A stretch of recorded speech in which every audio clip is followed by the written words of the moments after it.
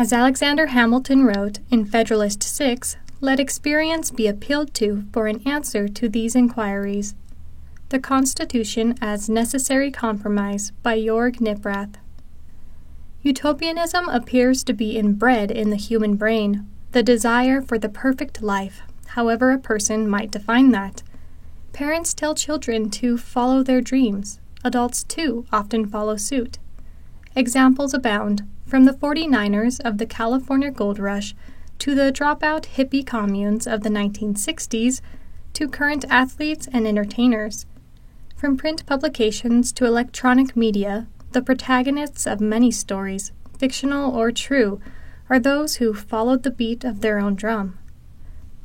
This human trait is admirable and is something which marks us as more intellectually complex than brute animals.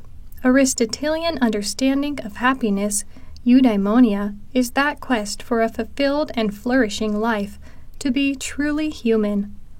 One might never fully attain this state, or, Aristotle advises, one might not fully comprehend it until one is close to death.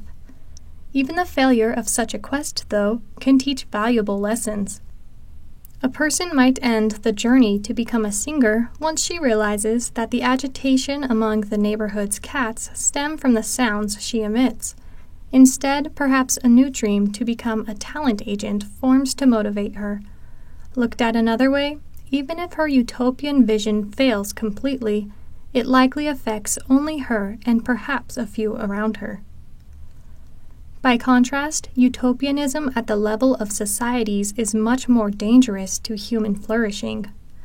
At that scale, failure, such as the collapse of a polity, affects multitudes in a profoundly existential manner. The ship of state requires a calm hand at the wheel. Phronesis, the classical virtue of practical wisdom, must control, not utopian passion.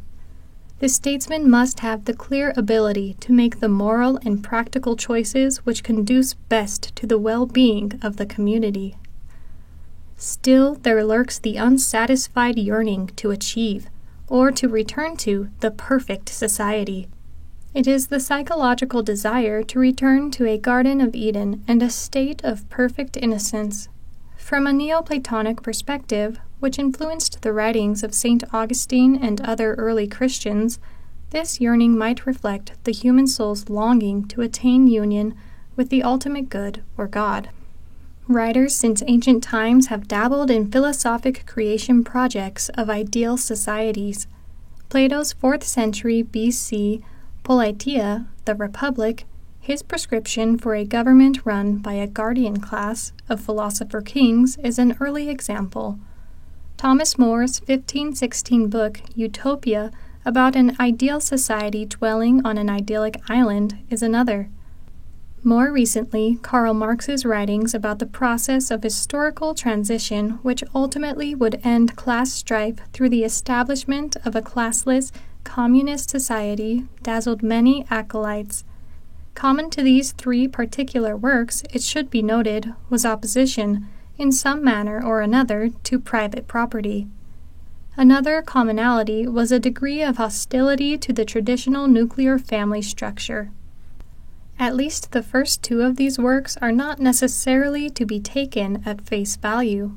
The revolutionary changes which would be necessary to establish Plato's ideal republic conflict with fundamental philosophic views he expressed in other writings. Moreover, he was quite clear about the inevitability that the project would fail due to the passions which are part of human nature. His work is a warning at least as much as it is a blueprint. More's work is satirical through and through. From the book's title, a play on two similar-sounding Greek words meaning no place, utopia, and perfect place, eftopia, to the names of various places and persons within the work, to the customs of his island's denizens, it was satire of English society, but also a warning about societies unmoored from Christian ethics. Along with utopian philosophies have come utopian projects. The Plymouth Rock colony of the Pilgrim Fathers in 1620 was organized initially along communist principles of land cultivation. the disastrous economic consequences from that brief 2-year experiment threatened the very existence of the colony. Fortunately, the misstep was soon corrected. A similar fate awaited Robert Owen's utopian socialist colony in New Harmony, Indiana, which turned from a prosperous religious settlement when sold to Owen in 1825 to an economic shambles by 1828. The religious predecessor had also held property in common, but within a tightly knit religious community. Owen's associates lacked any strong bonds of community. As one contemporary commentator noted, there are only 2 ways of governing such an institution as a community. It must be done either by law or by grace. Owen got a company together and abolished law, but did not establish grace, and so necessarily failed. He might have added one additional approach, the use of relentless force.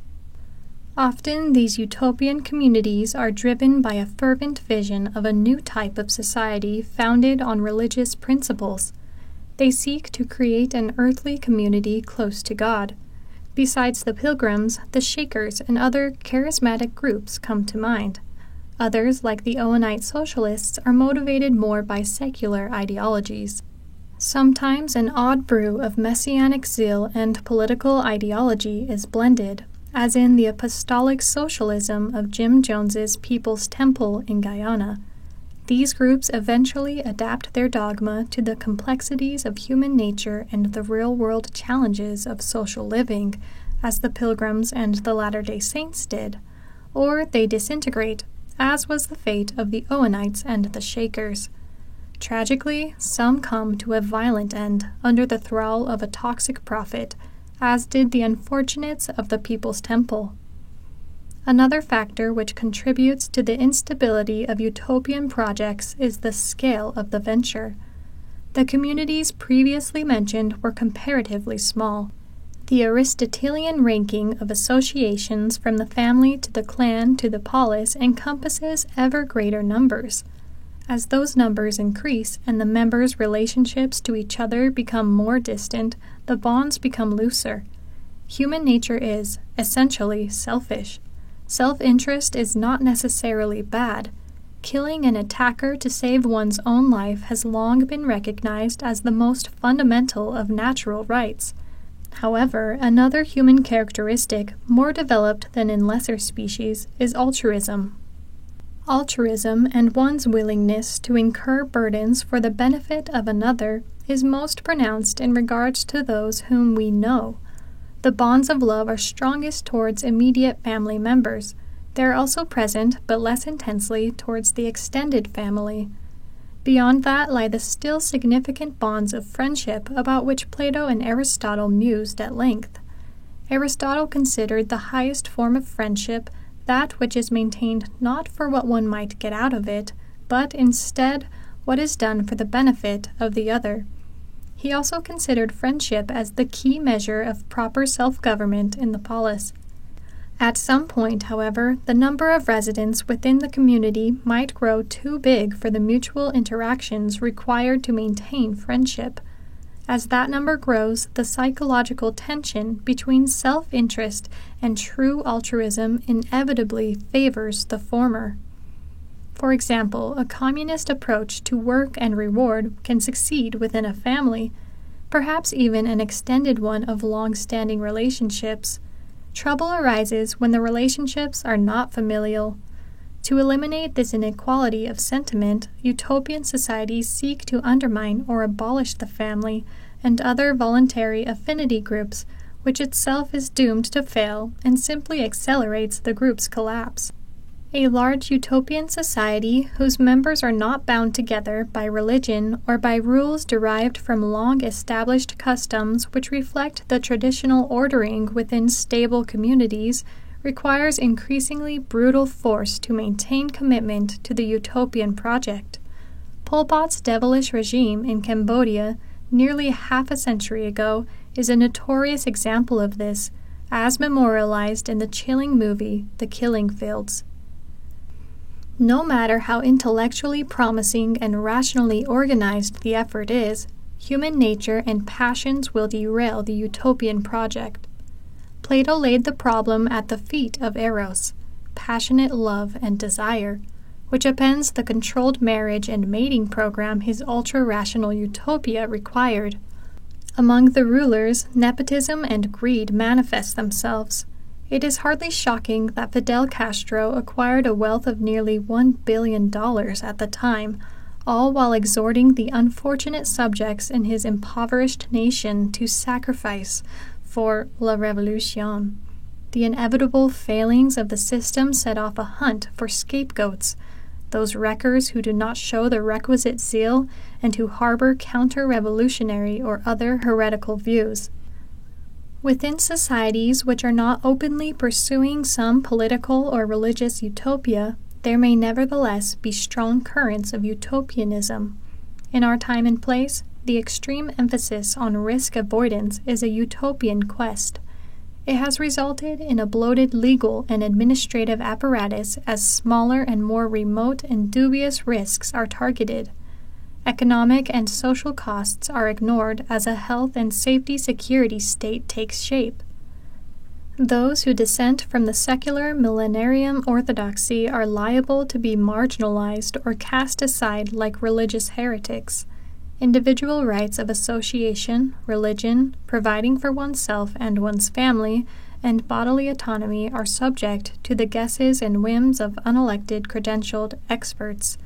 Yet these measures, when pursued robotically for some ideal beyond what practical wisdom would advise, fail or produce only marginal benefits, often at great cost. Even if they are abandoned, the damage has occurred. In a related manner, there has been a decades-long quixotic quest to create emotional placidity. While not socially harmful if done on an individual voluntary basis, compelled treatments have been a favorite of ideologues to deal with dissenters. The Soviet Union was infamous for its psychological analyses steeped in Marxist utopianism and its use of political dissent as red flags of psychological deviance. But the problem festers closer to home as well. From state-applied electric shock therapy and lobotomies in the past to the modern approach of psychotropic drugs, a therapeutic totalitarianism has been spreading. Those who dissent, especially parents who balk at such drug use or at school safe zone counseling done behind their backs, are liable to find themselves ridiculed or worse. The delegates to the Philadelphia Convention were educated in classic writings and Western history. They were not naïves about human nature or politics. They understood lessons from the failures of regimes and the dangers of utopian projects, as did their opponents in the debate over ratification. Moreover, their own experience from the Revolutionary War, the Articles of Confederation, and service in their state governments had inured them to utopian speculations. Illustrative of the skepticism is a letter Alexander Hamilton wrote even as the struggle for independence still hung in the balance in 1781. There have been many false steps, many chimerical projects and utopian speculations. He noted that the most experienced politicians were loyalists. He was registering his complaint about the lack of political sophistication among his co-revolutionaries in the conduct of the war, the adoption of the Articles, and the drafting of state constitutions. That is not to say that the supporters and opponents of the Constitution lacked political and philosophic bearings. Most had a sense of what they wished to achieve, set within a coherent, broader philosophic framework. The historian Forrest MacDonald, in his far-reaching and detailed analysis of the framing of the Constitution, classifies the delegates into two groups: Court Party nationalists and Country Party Republicans, analogous to the British Tory and Whig parties, respectively. Among the best-known nationalists were Washington, Hamilton, Benjamin Franklin, James Wilson, and the Morrises, Governor and Robert. Among the notable Republicans were Elbridge Gerry, George Mason, Luther Martin, and Edmund Randolph. Others were more difficult to label. MacDonald places James Madison in between the two groups and somewhat harshly judges the latter an ideologue in search of an ideology. He claims that by temperament, Madison thought matters through to the detail and preferred the untried but theoretically appealing, as opposed to the imperfections of reality. Yet he also concedes Madison's willingness to abandon politically untenable positions as needed. A third group, whom MacDonald considers arch-Republican ideologues, did not attend for varied reasons. They included Thomas Jefferson, John Adams, Sam Adams, Richard Henry Lee, and Patrick Henry. Some of these outsiders and other opponents of the Constitution presented more consistently principled arguments, but it is always easier to attack someone's work than to provide a comprehensive and workable alternative. None of the groups at the convention had a majority. Moreover, they were not ideological in the modern sense of positing a single abstract moving cause for all human action in the private and public realms. The closest might be the idea that humans act from self-interest, but there was nothing like Marxist economic determinism or Freudian psychoanalysis or current Marxism-derived critical race theory. The various broader theories of government delegates favored still resulted in differences which must have seemed intractable at times. Some delegates left out of frustration that their ideas about the proper constitutional order were not sufficiently realized. But most held on and difficult compromises were eventually reached. Even the matter which deadlocked the convention for weeks and threatened more than once to tear it apart, namely the structure of Congress and the mode of representation, ultimately was resolved mostly in favor of the small states through Roger Sherman's Connecticut Compromise. So was the controversy over Congress's powers. The small state proposal of an enumeration of specific powers supplemented by an enabling clause was adopted over a more national position favored by Madison that Congress would have power to address all issues which affected the nation where individual states would be incompetent to act. The slavery question was generally avoided. The concept was simply euphemized rather than expressed. Specific issues, such as the Fugitive Slave Clause and the Three-Fifths Clause to apportion representatives and direct taxes, were borrowed from the Northwest Ordinance of 1787 and a Feld Amendment to the Articles of Confederation. Whatever might have been the heart's desires of various philosophically committed members, compromise prevailed. The result was a system which was partly federal and partly national, as Madison laid out the particulars in number 39 of The Federalist. As remarked in previous essays, the authors of The Federalist emphasized the influence of experience, not idealism, on the convention's deliberations, and the process of compromise, not purity, which resulted in a plan suited to the practical demands of governing. Aside from Hamilton's noted aphorism in number 6 of The Federalist, "Let experience, the least fallible guide of human opinions, be appealed to for an answer to these inquiries," the authors repeatedly drew on experience under the Articles of Confederation, the state constitutions, and earlier European and ancient systems. That was, of course, also what the convention had done. In number 38, Madison mocked the variety and inconsistency of objections and their often vague and general nature. While his sarcasm disparages the constructive and systematic efforts of opponents such as the Brutus Essays by New York's Robert Yates, Madison's specific examples illustrate the spirit of pragmatism at the convention. He declared, "It is not necessary that the Constitution should be perfect. It is sufficient that the articles are more imperfect." In number 41, he acknowledged that the choice must always be made, if not of the lesser evil, at least the greater, not the perfect good. Perhaps the best summation of the pragmatism which steered the delegates as they proceeded with their work was voiced by Benjamin Franklin. He rose on the day of the final vote and implored his colleagues, "Thus I consent, sir, to this Constitution, because I expect no better, and because I am not sure that it is not the best.